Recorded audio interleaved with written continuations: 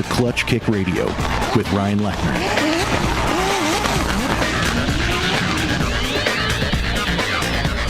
The doctor is in. How are you doing, Ryan? Pretty good. How about you, Andy? Doing good, man. Doing good. This has been quite an interesting day trying to get everything all put together here. I mean, it wouldn't be fun if it wasn't last-minute problems, right? There's always last-minute problems. I mean, you are dealing with drifters here, so... Ooh, ouch. I thought you were wanting an audience for this. I guess. I don't know. I mean, they can make their choice. They're all drifters. They get it. All right, fair enough. We do have a special guest on the line. We're going to patch him in right now. Dalton, can you hear us? Yep. How you doing, man? Pretty good. How about you? Doing good, buddy. Thank you for joining us. Dalton Gernhart, otherwise known as D. Gurney on most social media, right? Yep. Nice. Well, thank you once again for joining in. We appreciate you, buddy. We're talking all things drifting in the Pacific Northwest here. Where are you at these days? I'm just right next to Pat's Acres, pretty much, in Canby. Ooh, lucky. I know, right? Pretty much in his backyard. Yep. So you're what they might call a regular. Yeah, I'm there every event, pretty much. I was gonna say, because you got your dad out there now too, and he's starting to throw down in some cars. Oh yeah, he has 2 cars now. So what does he have? He has a G35 and now a 5.3 S13 coupe. Ooh. Yeah. Okay. When is that car coming out? Or is that thing done yet? Or Yeah, it just did this last event. okay, Should be at all of the next Pat's Acres events. Nice. I'm hoping to be at the next one as well. So hopefully I can get a little tandems in. Yeah, dude, get yourself together, man. I know. Get my car together. Rylac has been slacking, dude. Always slacking or working on Mercedes weird projects things.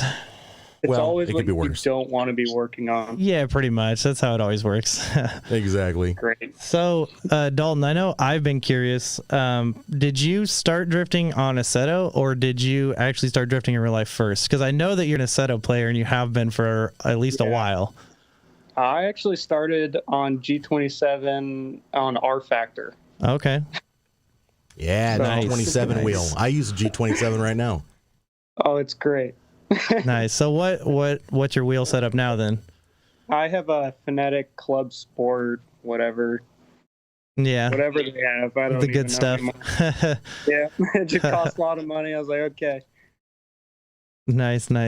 So when you went to a car for the first time, how was that? Like, I mean, I'm sure it was different, but like how different was it? Like, did it like really throw you off, or like how did that go? It definitely helps.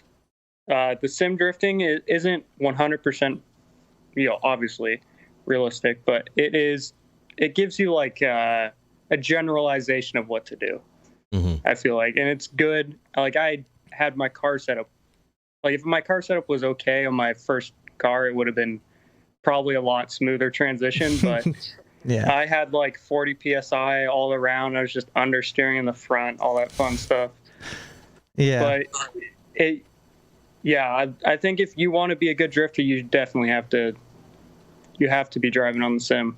Yeah, I really think that, especially with the way that, cops and everything crack down on all the street drifting and street racing, I think that I wouldn't say it's necessary and you don't have to do it, but I think that it is a really good way to get into it and at least get, like he said, you'll get the basics, the idea of it, and then you can kind of translate that into real life and get a car from there. And then at least, for the first year or two, you're not beating up a car in real life. You're just paying your fee, and going out in there and having fun and getting the basics while you maybe spending that first year or two building, that first car. Mm-hmm. Hey, Dalton, we skipped over one of the more important parts of this. I do apologize. There may be some people out there who don't know who you are. So why don't we introduce our audience to you? Nobody knows it. Go ahead and tell us about yourself. Introduce yourself.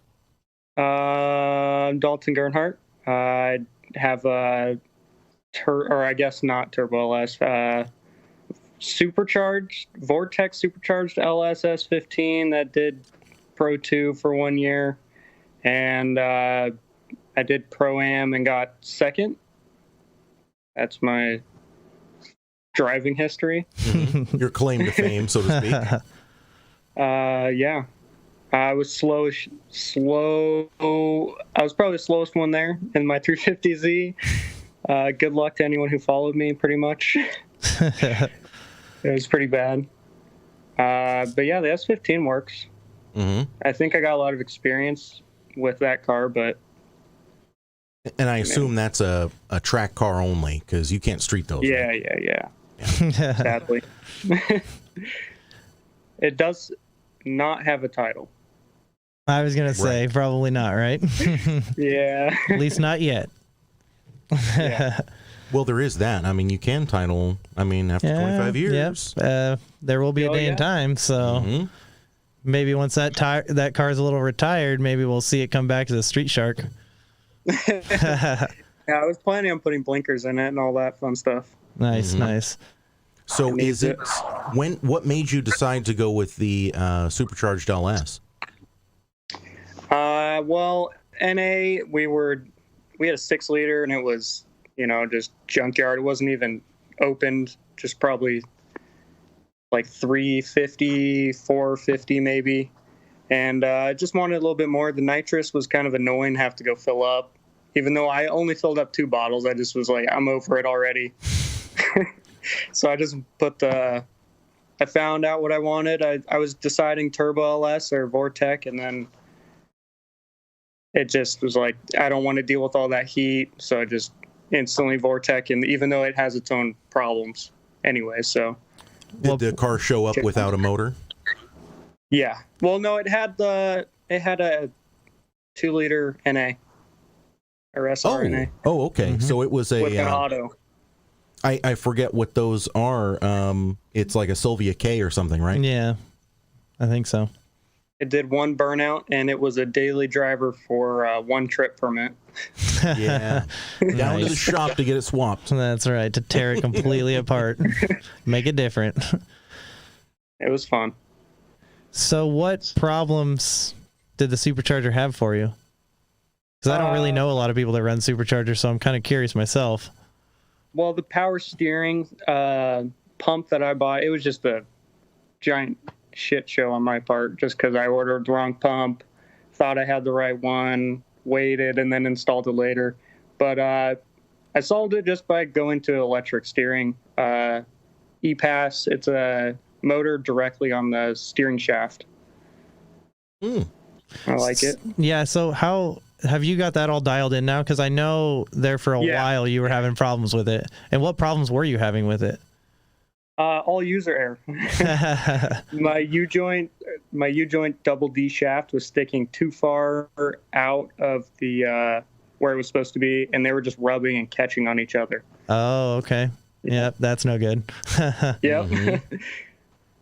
Stupid mistakes. Yeah. So how long did you drift before you went into Proam? 1 whole year and a half, I think. Nice. That's pretty impressive. That's awesome. That's not very long. I think it was like almost 7 years in before I started doing Proam. So yeah, I had the goals or the intentions of beating up my Z there. That's all I wanted to do, is just get close tandems with reliable drivers. But at the same time, I just do that at Pat's Acres. Yeah, right? Yeah, true. I don't know why. Right? It's crazy, and I know that we talk about this a lot on the show and off the show, but like the level of cars that are at Pat's Acres now is insane to me. It's crazy. Like there's just, like we were talking about, I think the last episode, about how 5, 6, 7 years ago you had half the cars had angle, half of them didn't. Now it's like all the cars have angle. All of them have like 300 plus horse pretty much. They all have decent paint jobs. Like it's crazy. Yeah, it's crazy to watch, like the very first videos of Pat's Acres with like the one S13 coupe that's like half cut apart in the back. Gary Rayovich's car. Yeah. Yep. That video's good. Yep, I've watched that one so many times. I just think of that, and then I show up and it's just like, okay. Yeah. What's going on here? Were you drifting during that time, or were you just watching? No, I just watched for like a few years. Nice. I think I've been doing that mostly. Just watching, waiting, watching. Oh, Yeah. but it's almost your time, buddy. I know, it's almost my time. Hey, on Assetto Corsa, who you helped me get set up with Assetto Corsa, I recently downloaded the Pat's Acres map. And I got to be honest with you guys, that feels too small. It feels too small to me. There's something about it where I'm just like, I don't know, because I go and I get like the Supra in Assetto Corsa, and it does not fit car width wise down the track. And I'm thinking, is it really that narrow? No, well, they widened it since that Pat's Acres release on that track. But also, it's a little bit deceiving because in game, I definitely feel like it looks way smaller than it is in real life. Okay. So if I'm able to drift Pat's Acres in the game, is that going to prepare me pretty well for the track itself? Yeah. Okay. The hardest part, I'd say, is the back section, and it's just commitment. Yep. And that's what I tell everyone. I'm like, there's no shame in not drifting parts of the track because, that section of the track, you can really pick up some speed and it can really get away from you really fast. I've seen it too many times. I mean, I've done it myself. So,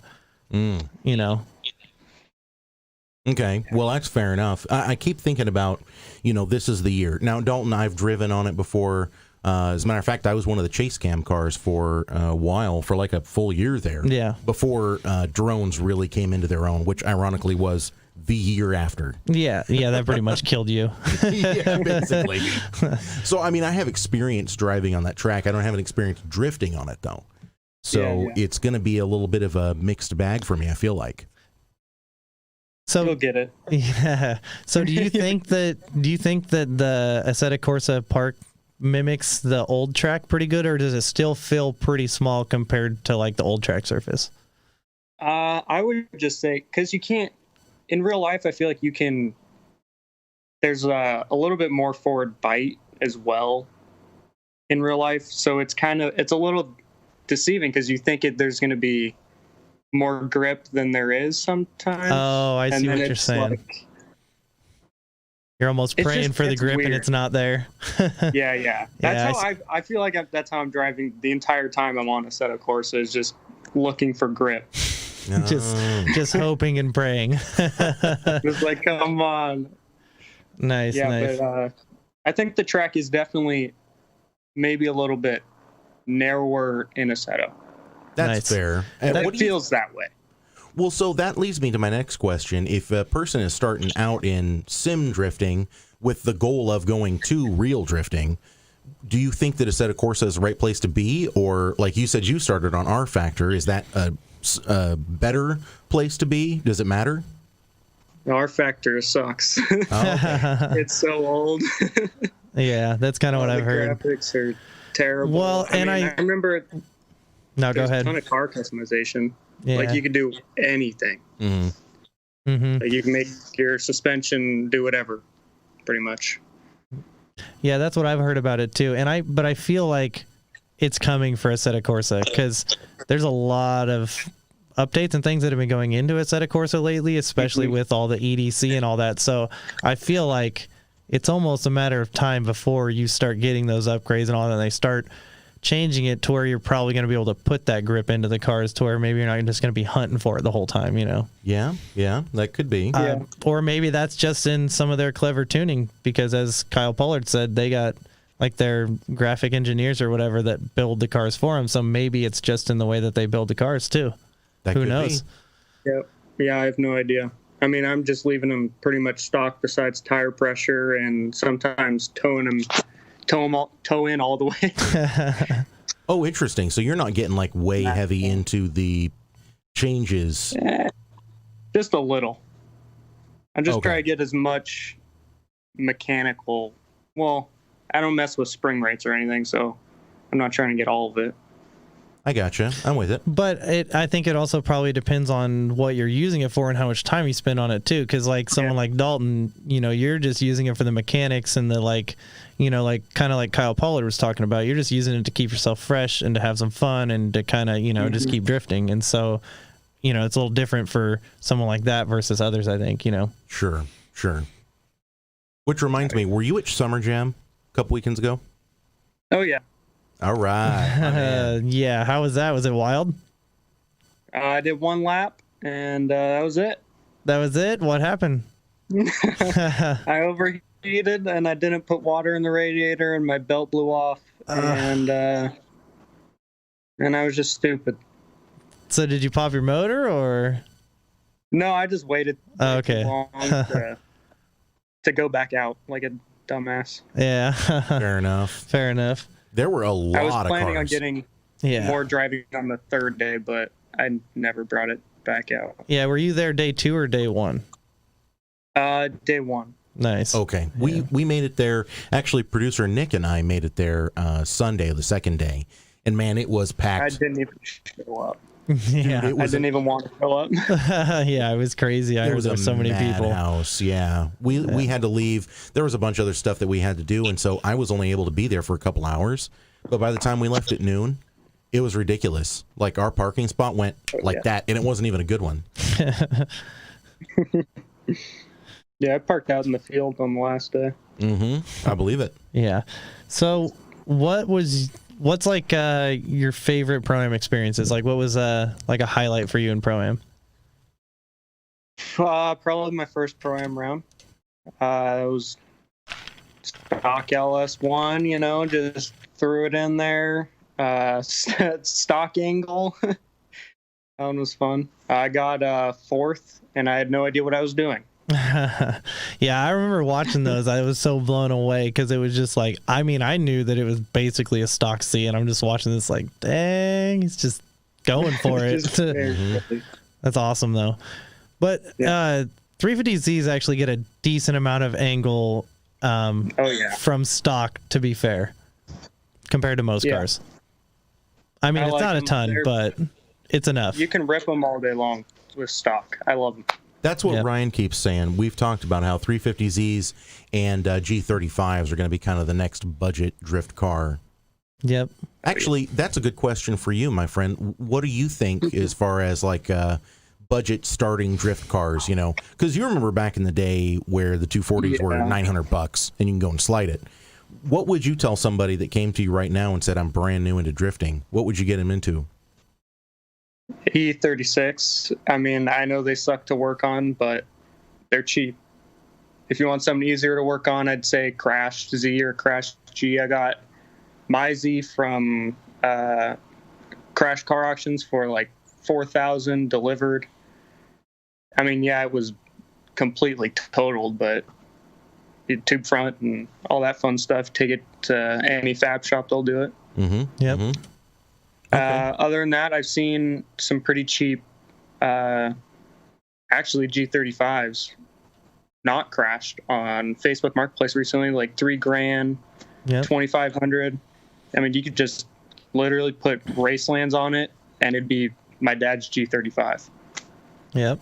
Well, and the nice thing about them too is everyone's finally figured out that the AR5 transmissions are around, and they're everywhere and plentiful, and so now you're not even having the problem where it's like, well, man, like if you get an auto car, it's not going to be $1,500 just for the trans. You can get an AR5 for I don't know, $300 to $600, and then the adapter cheap. Plates and all that really isn't that crazy expensive, and you're already going to be buying a clutch anyways. So all that stuff is kind of helping change stuff away from 240s, make you go different routes for sure. Mm-hmm. I don't know what else there is besides those two cars, though. Yeah, well, they're really good ones. And the E36, I mean, that's a sentiment that I have heard that from a lot of people. Levi Waite over at Drift Colorado, he swears by BMWs, and he swears specifically by the E36. He just feels like that's where like budget drifting is heading, and I agree with that. I do think they're a little bit more expensive around here, which puts them more in like a 350Z or a G35 budget. Yeah, agreed. I hate the drivetrain. Why is that? I just hate them. I sold it to a friend, and he forced. We did a exhaust manifold. Oh god, There's so many bolts. Oh yes, I have heard that. Motor mounts, transmission, all the bolts are just annoying.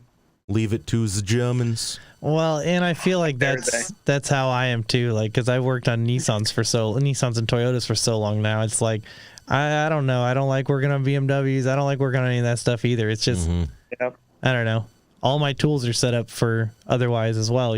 Like I have everything to do everything on a 240 in an hour. Okay, but hold on a second. Let's throw a wild card in there. What about an E36 that already has like a 5.3 and a T56 in it? Probably win Proam. Right? Just change your alignment. You're good to go. Yeah. These things are solid. That's awesome. All right, yeah. Fair.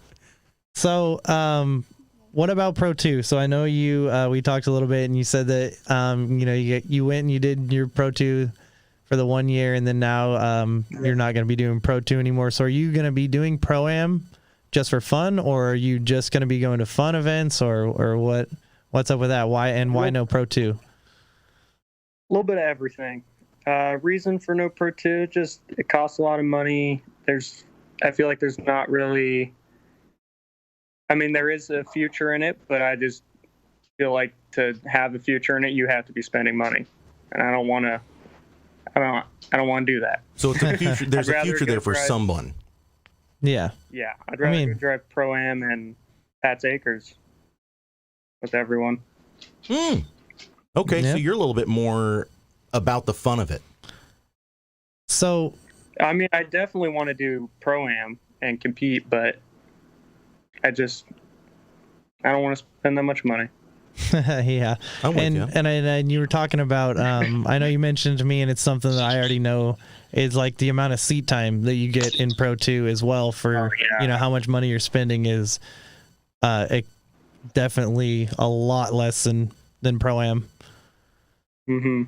I feel like Pro-Am is a lot smaller and it's a lot easier to run, so it's smoother, way smoother than Pro 2 has ever. Any Pro 2 event has ever been. Yeah. What is the difference? What is Pro 2 over Pro-Am? For the listeners, obviously. I don't know what Pro 2 costs, but I know that I've personally heard, and we'll see what Dalton says too, but I've heard like you can do a Pro-Am round, and I think it kind of depends on where you live, because we're kind of far down here for Pro-Am, but like I've heard like 6,000 to 8,000 or something like that. You could probably make like a Pro-Am season. Yeah. Because it's like 1,000 to like 2,000, I guess, probably around, right? And there's 5 or 6 rounds, so. Pro-Am, I don't even think about it. I would just spend it. Yeah, me too. So cheap compared. Yeah. I know Pro 2, it was, I spent like 5,000 a round, so 20 grand for the 4 rounds. Yeah, that's a lot. Did you have any sponsors, or was that all coming out of pocket? Pretty much all out of my pocket. And, plane flights, fuel, and all that was coming out of my grandparents or my dad's. Yeah. You gotta have some kind of backing for that. Like that's Man, but it's not that's possible without it. Like I'm still paying off my credit card that is from that year. Yeah, that's no fun. And that's crazy. Yeah. For 20 grand, you could run an entire Pro-Am season and still hit probably every park of it, and you're still gonna be less than that 20 grand. Oh yeah. Yeah, and then you got to maintenance that car. You have to build the car too. In the first place, which is too much money. You both run Pro-Am. Let's talk about this for a second. What is the actual monetary investment to get yourself a well enough put together Pro-Am 2 car? And I'm talking about now that you know what you know, and you've both been in the game for a while. Like if someone came to you and said, I am looking to step my game up with a whole new car, what do you think? What is it going to set me back to put a car together that can actually go and run Pro-Am? E46. I'd say probably like $6,000. If you're including if you have to get like a flatbed or anything, you're kind of screwed. But yeah. So you're talking about if you have something to tow your car with already. Yeah, if you had all that, I'd say E46. Yeah. And then just either keep motor stock, do whatever you have to. You could probably get one for $4,000, I would hope. and then you just throw nitrous on it for 1 year, or you could LS swap it or JZ swap it. But that's, big money. Yeah. What about you, Ryan? I'm kind of leaning towards the Z, because I know that the Z motors are pretty proven at this point, as long as you don't go crazy horsepower. So I feel like you could probably get a Z, and then by the time you cage it, maybe put the turbo kit and all that on it, you're like, I would say like 10 grand, and you could you could probably go keep up with anyone at Proam if the skill was there, and the car was set up right with the right suspension and all that. I don't see any reason why you couldn't keep up with most of the cars there. I mean, I was a struggling 450 horse, and I was still fairly fast on the bank, compared to some of the cars. See, I'm actually surprised that neither of you guys said Corvette. I was kind of expecting that. Well, those are big. It's like 10 grand. Yeah, you're talking if you don't get one from that's already wrecked, you're going to have to pay someone to fix it, plus you're going to have to cage it, plus I don't know. I mean, I guess you're still right in that 10 to 15 range, so yeah. I've been seeing some C5s on Craigslist recently, and even Facebook Marketplace. Manual 5.7 or 6 liters even. There have been a few 6 liter 2001, 2002 in 8,000 or 9,000 range. So that made me take pause. Yeah, well, so you have the 8,000 or 9,000, then you have 2,000 to 3,000 in a cage, and then $1,000 for an angle kit. You have no. You don't even have to go that far. So it's $500 for the angle kit for the bolt-on stock knuckles, and then you have $1,400 for PBM coilovers, and then you have $250 for the bolt. The ABS delete and the inline hydro, and then I think it's like $150 for the bolt-in hydro plate. So I think it's somewhere around like a couple grand, like I think $2,000 you could do the whole thing, like basically your whole suspension and e-brake and all that setup.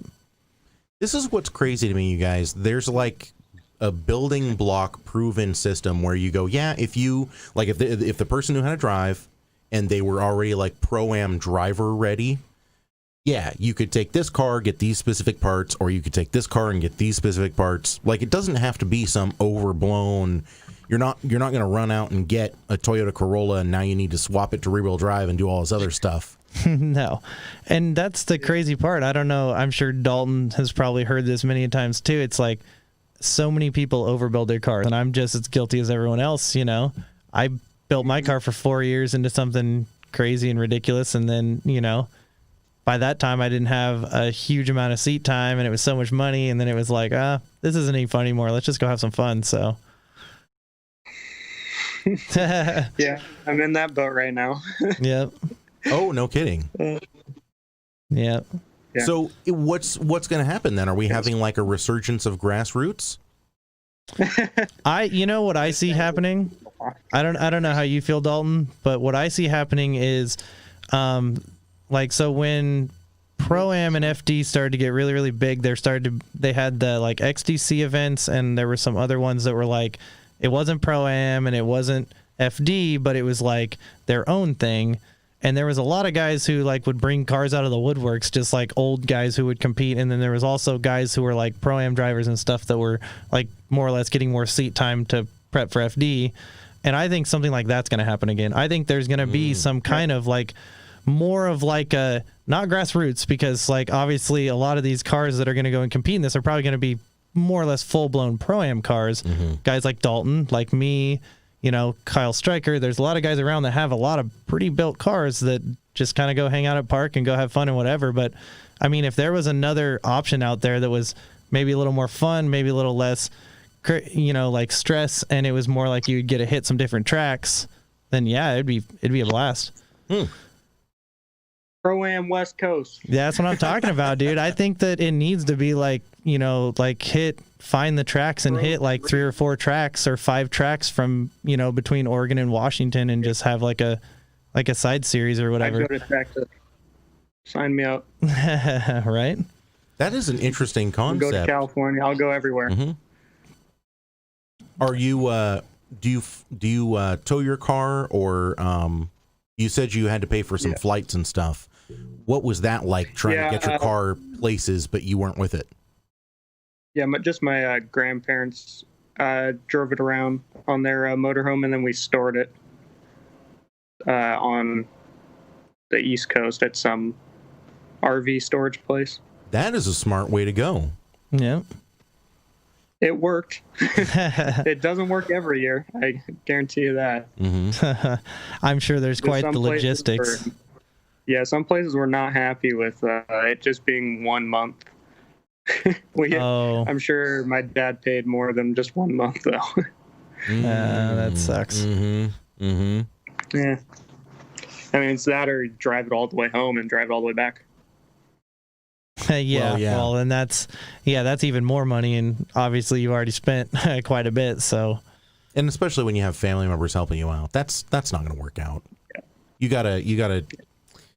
You need to make it work while it's working, and you got to make people feel like they're not throwing their money away. Yeah, no kidding. Yeah. As we sit in my studio that I've built piece by piece. Yeah, right. Although I can say this is not as expensive as a drift car. No, it's not. And that's what's funny. Like, it's funny because like when I got into like rock climbing, when I started having all my back and knee and body issues, I got into rock climbing, and someone was like, "Oh, just throw $120 on buying shoes." I'm like, you have no idea. Like I'm thinking I'm going to wear these shoes for a year and I'm going to pay $120 for this. That's cheap. Like, yep. I mean, when you're talking cars, that's one set of tires that, that all run out on park. Yep. So, I'll run those out in an hour. Yeah. What else you got for Dalton, my friend? I think that's it, man. That's it for you? Yeah. I got one more for you before we let you go, boss. What do you find is a most creative use for your old used drift tires? I got a pile of them. I don't know. Have you guys done anything with your old used tires, or do you guys just... We're actually talking about just burying them underneath our dirt track that we're going to be building soon. Oh. So there's that. Hey, you need filler for the dirt track, so I mean that might be a good way to go. I got enough cars here. He's like, I don't want your junk. Dang it! I got enough. That's awesome. Supply. All right, Dalton. Fair enough. Yeah. Hey, it was really good talking to you, my friend. Interesting times too. Really glad that we could do it. Yeah. Why don't you go ahead and plug your stuff before we let you go, though? I mean, all I have is my Instagram. It's Dalton Gernhart. DaltonGernhart.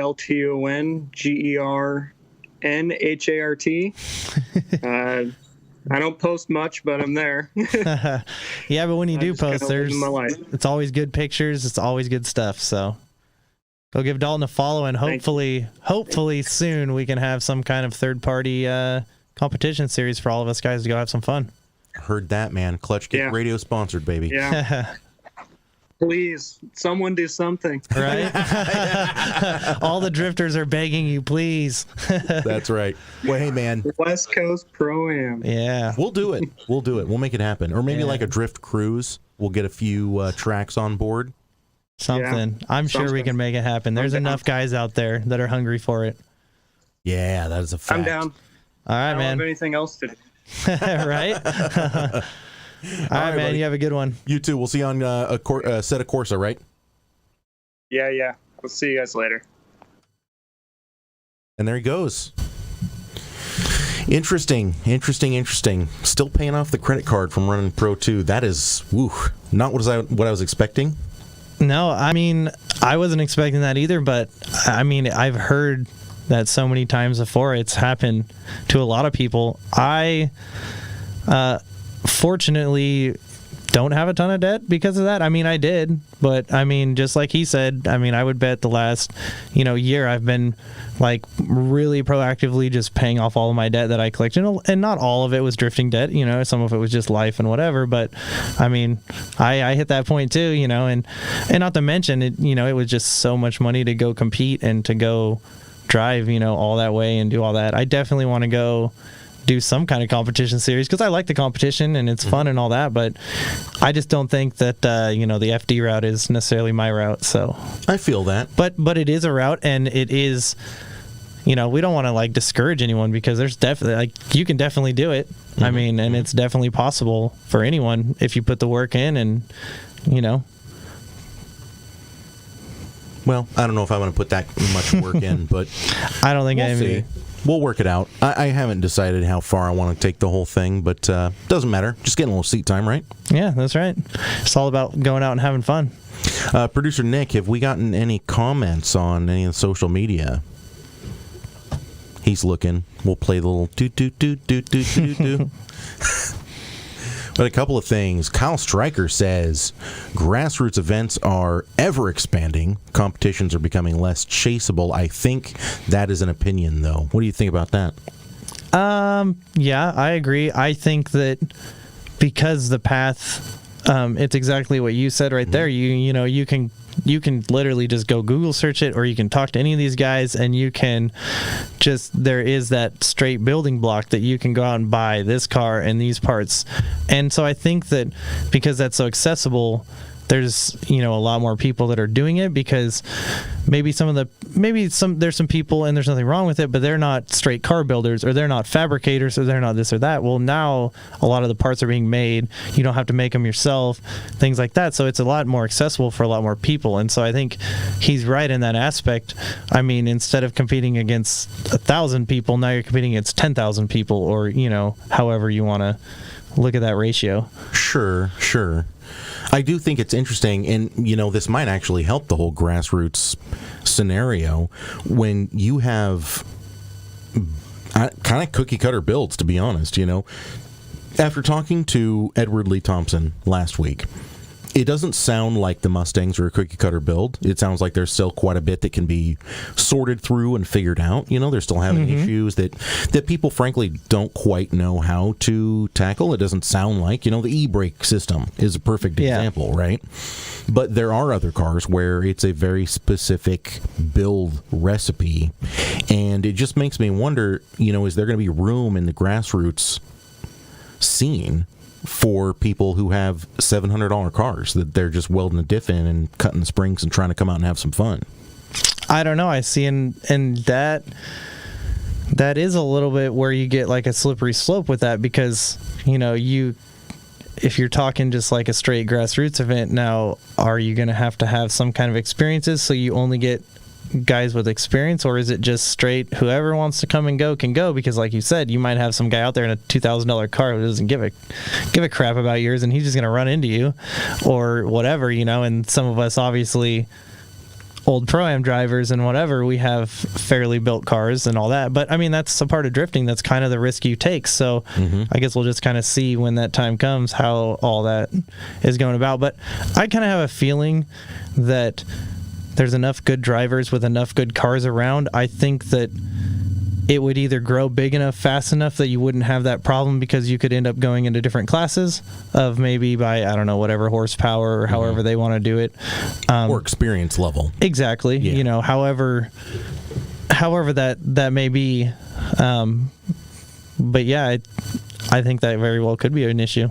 Well, so the start of a grassroots movement, as far as competition is concerned, might then just be because, or between some people who are well known that others know, and that there's a mutual respect there, and they're not going to smash their cars into the side of yours just for the lulz. Yeah.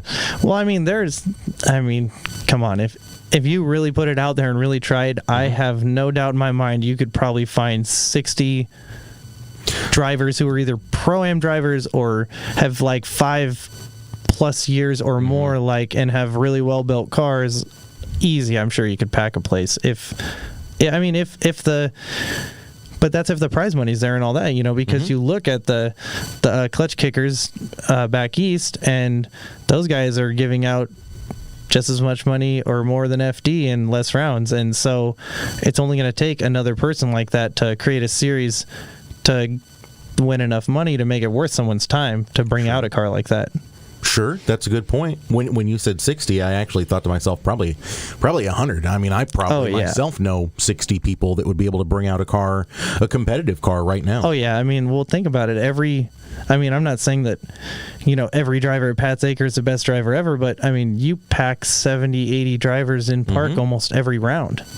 every single month when there's an event, they're packing 60, 70, 80 cars in there. I actually feel a little bit bad for the beginners.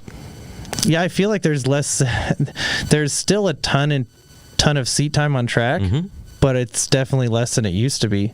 Man, I remember there was times towards the end of the day and stuff where you'd be out there for 2 or 3 hours with like maybe 3 other cars, and you wouldn't even stop at the line. You'd just keep going because you just slow down to 10, 15 miles an hour, and they just be like, well, keep going. There's no one else here. So, but now it's a few of those. Yeah, man, no, it's packed till the end, always. Ooh, you know what we need is a night drift. Ooh. Dalton Gernhart saying maybe I should build a track. Yes, hey, you know, Dalton, you could always just like laser scan park and have them just expand it and make park just a bigger track. And then we'd have 2 parks. Nah, come on. You need something on your own. Think about Jackson Motorsports Park down in Medford. You've drifted that, right? Mm-hmm. Isn't that a fair bit larger than Pat's Acres? It's flatter. It doesn't have the elevation larger change, but it's a little bit bigger. But see, that I feel like that's its downfall, and that's what makes Park so good is elevation change and all the different corners in Park. Because I feel like the Jackson Motorsports Park is just more flat, and it has its more radius corners that are all like they're not the same. And depending on which route you take through that track, it really changes the feel of it. But I feel like it's just more corner. Like you can just do more things with it. You know what I mean? And that's like it probably is a little bigger though. I do know what you mean, but that makes me feel like a 3/4 scale Oregon Raceway Park. With a little bit of Pat's Acres, couple of the good corners from Pat's Acres, and maybe the crossover ability of Jackson Motorsports Park, like make an amalgam of all of those. Nobody wants to drift PIR. Everybody thinks they do, but it's a fast track. It's a fast track for Indy cars, so it's not very fun. I don't know. Cars. We're gonna have to get some of the guys who got to drift there back on this show because I would be curious to see what they say about it because a lot of the guys that I talked to that did get a drive at PIR, they loved it. They thought it was awesome. And that was even back when there was less horsepower and less developed cars, in my opinion. I think cars are more developed now, and it might be even more fun now. I don't know. I agree with all of that. I just remember our friend Greg Alexander telling me it was freaky for him because he had to be going around some of those corners in 3rd gear, and he was like, this is a little faster than I had signed up for originally. Yeah, but I feel like some guys want that though. I'd love to be able to stretch the legs a little bit on a 3rd gear track. That's a fair point. Yeah. And also at that time, Craig was running a lot less horsepower, and nothing against his car, but he also runs really small wheels. Yeah. And so I think his car probably has a lot less stability than some of the other ones, especially at a high speed like that. So it probably was a little sketchy in his car, I would imagine. I'd bet so. I mean, I'm sure it was sketchy in all the cars back then, but something like that, I'm sure it was a little different. Oh, Kyle Stryker says Drift Evo in Medford does a couple of night events. That sounds like it would be fun, not for me, but to spectate. I don't like driving at night. My night vision's getting weird. I don't know what it is. Like I hit my 30s and all of a sudden I'm just having a real hard time driving at night. I know what you're saying, but I'll tell you what. If you haven't got to watch drifting at nighttime, it's fantastic. Oh, I have. It's so much fun watching the fireballs, and then you start seeing the tires start wearing down and the sparks, and it's pretty fantastic. Kyle definitely knows. One of my favorite videos is actually Mad Mike with his, I think it was his 4-rotor NC Miata or ND Miata. I think I know which video you're talking about. Yeah, watching night drifting with that thing where every time I'm not talking about lifting completely off the gas, I'm talking about just changing the position of his foot on the throttle and a 3-foot fireball shooting out of the back of that car. Yeah, like I said, Dalton says it needs to be big but small. 2 3rd gear corners. Yeah, I agree. It needs to be a little bigger than Park and feel a little bigger than Park. Maybe be a little wider, change it up, but not huge. Right. Yeah, not like PIR, not ORP huge, but definitely not as small as park. Well, and you know what else we need, man? We need skid pad. Yes, and we also need to have something that's not being like crowdfunded by a very unscrupulous person. We've had that a couple too many times in this area. No kidding. It's happened a few too many times in other areas. I mean, but it worked out in Walla Walla with the Villain Sportland, so. Yeah, but that was not a barely known unscrupulous person. Yeah, I know. But I'm just saying, at least there's been some success in this area. It hasn't been all negative, that's for sure. I'm not saying it's all negative. I'm just saying we need to have somebody that's independently wealthy coming in here and just going, oh, you want a drift track? Here you go. What are you looking at? Yeah. Kyle says Villain Sportland also makes it into the night on their events, 10 or 11 p.m. Amazing fun, but night drifting in a track isn't great without large night lights. Yeah, exactly. You need some kind of stadium lights. Yeah, I feel like unless you're a regular and you go there all the time, it makes it pretty hard. Because I know Park was really fun when we would drive it at night from time to time when we would be allowed to. But, yeah, if you didn't know that track, I could see you getting lost real quick. And ruining some grass that you didn't want ruined. Or your car. Or a tree. Or there's lots of stuff. Hey, drifting Pat's Acres in Assetto Corsa, I made it down to the river. Did you? Uh-huh. Yeah. Oh, that's impressive. Yeah, I was pretty proud of that. Does it have hay bales there too? No hay bales, just straight down in. Oh, that's a shame. I was going to say, did you manage to push a hay bale too? No. As a matter of fact, I warn anyone against hitting the cones in that because they are stationary. I was going to say, are they cement blocks? Yes, they are. It's just a cement block dressed up as a cone. That's right. Nice. That's right. Well, I think it's funny that because Chris added those 4 I don't know, they're like fiberglass poles on corner 2, and I don't know, I guess I haven't really seen exactly what kind of damage they do to the car, but those things are always gone every event someone knocks them out. No kidding. Yeah. Oh yeah. I wonder if it's almost like a badge of honor now. You're not a cool kid unless you take out all the fiberglass poles. That's all I'm saying. Maybe they're just setting up for pictures for him. Bet you won't. Your car's so clean. Bet you won't. And you got one guy who's like, I don't care. I got USDM corners. It's fine. Right. Ryan, I have bad news, my friend. You are dry over there. My drink is gone, which means it is time to end. I cannot believe how quickly this hour has flown by. That was pretty crazy. Yeah, I was. Yeah. My first time meeting Dalton, too. We haven't been able to meet face-to-face, but I enjoyed talking to him. So thank you one more time to Dalton Gernhart for coming on, talking to us. I like what he had to say about his experiences and, a subtle warning as well. Yeah, I would. We're definitely going to have to get his dad on here to talk to him about their experiences, because I'm sure he's got a little bit different side of, the Proam and the Pro 2 stuff. And then not only that, why he decided to start drifting and all that. I'm sure he's got to have some stories in there too. So it's probably going to be, my son was having a lot of fun and I was tired of feeling left out. Yeah, I was like, I'm tired of spending all my money on him. I wanted to go have fun too. Exactly. Well, what do you have going on this week, man? Anything that people should be checking out? I don't know. I don't know what we're posting for pictures and whatnot. Yeah. I think it's pretty open on the Mercedes, but I know that this weekend someone came and bought my C5 Corvette seat, and they're building an RV, and so they want to use it as their main sitting chair in the RV. So they brought me over a swivel right before I came down here, and I'm gonna weld some plates on there and whatever, so they can use it as a captain's chair in their RV. I'm like, all right, I'll take another $50 to weld this weld my chair onto there. So dang, that's pretty cool. Yeah, I mean, it's going to cost me I don't know, $5-10 in material and making it $40. And then are you letting people follow along with the Mercedes build? Well, I haven't posted any pictures yet, but we are definitely working on a Mercedes build. I don't know how much Jared's saying and how much we're not, but it's definitely a Mercedes 280 SE. We're putting some different subframes under it. It's getting a 600-700 horse LS. Ooh.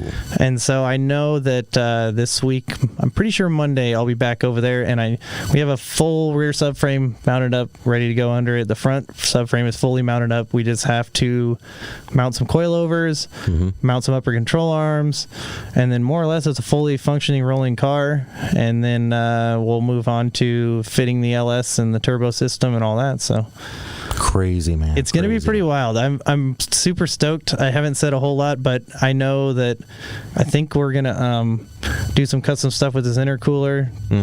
And it'll probably stick out the front of the car, kind of look like a grill. Ooh. Instead of, so I think we're going to cut the grill out, and I think we're going to make his intercooler into a grill so that the hood shuts down over top of the intercooler.